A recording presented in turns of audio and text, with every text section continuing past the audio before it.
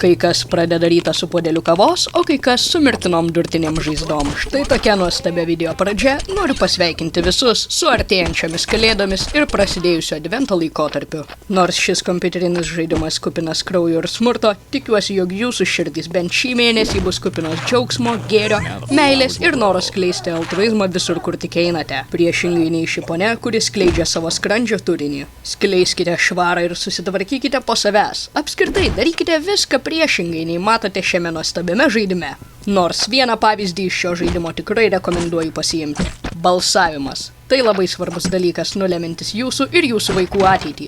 Manau, jog tai labai gražu, jog žaidimo kūrėjai pabrėžė šią pilietišką idėją ir įdėjo balsavimą į žaidimą. Nes net jauniausi žaidėjai matys pavyzdį, jog balsuoti yra gerai. Net jei mūsų valdžia ir nepasimoko iš savo klaidų ir daugumai tas balsavimas jau net nebeatrodo naudingas, bet nesvarbu. Žinoma, tradiciškai įsilaužiau parduotuvės antrąjį aukštą, kad gaučiau materialinės naudos savo ir atimčiau kelias gyvybės. Jei dar nepastebėjote, atkreipiu jūsų dėmesį į tai, jog žmonės mane puola su šaunamaisiais ginklais, kol aš pribėgu su kirviu ir gerai juos apkapoju. Taip darau todėl, nes turiu tvirtą įsitikinimą, jog šaunamieji ginklai, nors ir puikiai tinkantys tolimam puolimui, atima galimybę suartėti su savo priešu ir daug lėčiau jį pribaigti. Kaip matote, su kirviu išlaužiau duris šio pono, kuris negerbė kitų klausos ir leidžia muziką kiek per garsiai. Tad kalėdiškai galvodamas apie kitus, draugiškai pamokiau šį nevidoną, kad muziką reikia leisti kiek tyliau.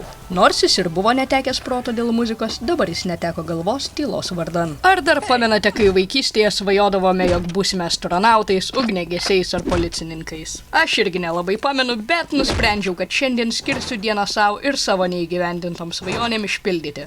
Tad neitin legaliu būdu persirengiau policijos pareigūnu. Prisiminiau, jog vaikystėje taip pat svajojau žaisti futbolą profesionalų lygoje, tačiau akivaizdu, jog tai ir teliko svajone. Bet, pagerbiant prisiminimus, šventiškai su savo šuneliu Čempu drauge paspardžiau kamuolį. Na, tai yra galva, kelias nukapotas galvas. Bet koks skirtumas. Svarbiausias dalykas yra tas, kad tiek man, tiek mano augintiniui yra smagu ir mes puikiai leidžiame laiką. Pasinaudosiu progą ir priminsiu jums, žiūrovai, kad duotumėte dėmesio savo augintiniams ir šiuo nuostabiu šventiniu laikotarpiu leistumėte jiems žinoti, kad juos mylite. Nes visų pirma, jie to nusipelnė ir visų antra, niekas nemylės jūsų taip, kaip jūsų augintinis. Tad vertinkite tai, kol dar juos turite. Nes viskas gali baigtis labai greitai, kaip šiam senelizui su jo galva. Bet kokiu atveju dabar dirbu policijos pareigūnų ir mano moto yra ginti, saugoti, padėti. Šiems nedoriems nakvynės namams reikia apvalymo, tą aš ir padarysiu. Ginsiu visuomenę nuo ištvirkavimo, saugosiu žmonės nuo jų pačių ir padėsiu visiems pasiekti dangų savo kirvio ir kūjo pagalba. Jei dar pamenate, minėjau, kad šaunamieji ginklai atima galimybę suartėti. Tai manau, kad leisiu savo šiek tiek išsiplėsti ties šią temą. Matote, kulka į galvą skamba greitai ir nuobodžiai, bet štai nukapotos galūnės ir arterinis kraujavimas palyginus yra kiek lėtesnis procesas, kurio metu auka gali permastyti visą savo gyvenimą ir apgalvoti kiekvieną momentą, kurio metu galėjo daugiau laiko praleisti su savo artimaisiais, tačiau to nepadarė. Kaip kad aš šiuo metu žaidžiu smurtinį abejotinos reputacijos kompiuterinį žaidimą, vietoje to, kad pabūčiau su savo šeima. Nors aš vis vien matau šviesėje šio reikalo pusę, nes žaidime pavagiau kalėdinę eglutę, o tai, manau, iš dalies parodo mano kalėdinę dvasią. Ir taip, ketinu ignoruoti faktą, jog dėl šio tikslo nužudžiau vos ne pusę šio svetingo miestelio populiacijos.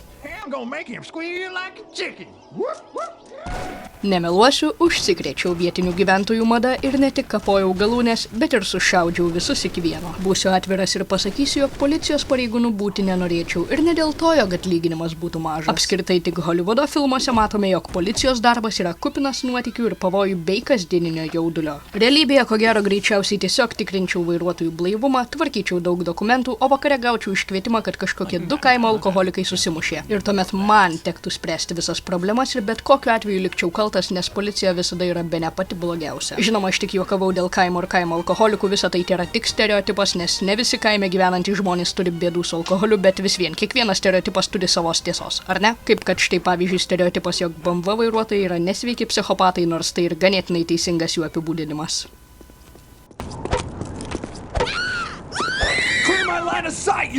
Matote, ką aš jums sakiau? Nedarbas, o tikras galvos skausmas. Šiek tiek nukrypsiu nuo temos ir pasakysiu, jog tikrai nešventą vaizdą pamačiau. Ši moteris apsipirkinėja nuodėmingo pobūdžio parduotuvėse. Tai galime spręsti iš jos pirkinių krepšelio. Kad ir kaip ten bebūtų, noriu pabaigti savo pradėtą mintį. Policijos pareigūno darbas greičiausiai yra liūdniausias ir labiausiai varantis į neviltį. Visi tavęs bijo ir niekas nenori būti tavo draugu išskyrus tavo keistus kolegas, kurio pomėgiai susideda iš stalo žaidimų ir alaus gėrimo.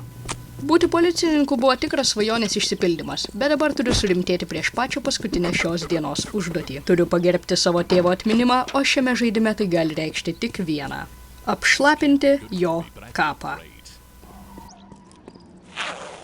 Oh.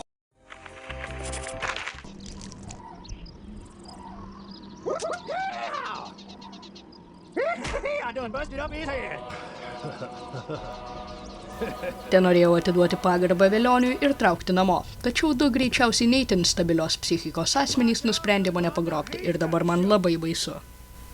Greitai susiradęs šipelių užtvojau šiems nuodėmingiesiems ir mėginau sprukti. Oh my god, I'm the damn gimp. Oh great, now my day is complete.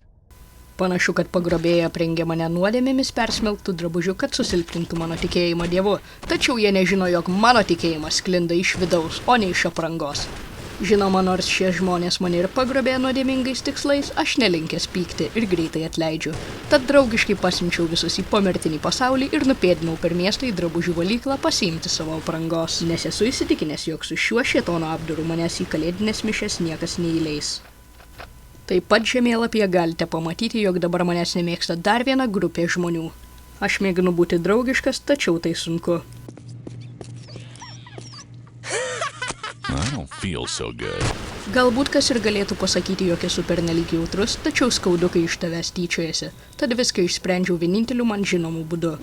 Niekam nepatinka būti pajuokos objektu. Kad ir kiek sunkumų šiandien iškilo, ši diena baigta ir pagaliau laikas grįžti namo. Esu įsitikinęs, jog žmona manęs labai laukia grįžtančio ir drauge galėsime papuošti kalėdinę eglutę.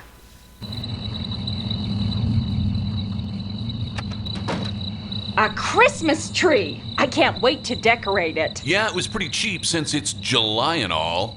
Well, I hope you voted today. Your choices will affect the future. You don't say. What was that? I said, do we have any beer? I worked up a killer thirst today.